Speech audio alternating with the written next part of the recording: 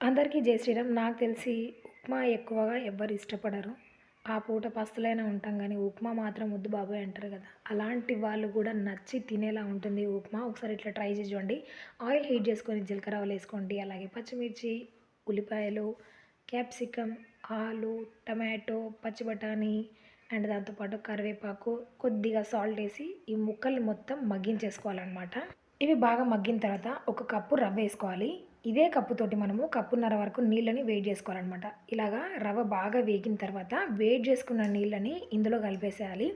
ఇప్పుడు కుక్కర్‌లో చేస్తున్నాం గాబట్టి, ఒక కప్పు రవ్వకి కప్పున్నర నీళ్ళు సరిపోతాయి. అదే మామూలు గిన్నెలో అయితే ఒక కప్పుకి 2 కప్పుల నీళ్ళన్నమాట. మూత పెట్టేసి ఒక విజిల్ వచ్చిన తర్వాత మూత తీసేసి వేయించుకున్న పల్లీలు వేసుకోవాలి. లేదంటే ముందుగానే వేస్తే అవి మెత్తగా అయిపోతాయి కాబట్టి తర్వాత వేసేసుకోవాలి. ఇట్లా చేస్తే చేతికి అంటుకోకుండా ఉంటుంది. టేస్ట్ చాలా బాగుంటుంది. నచ్చితే like, share, subscribe. Thanks for watching. జై శ్రీరామ్.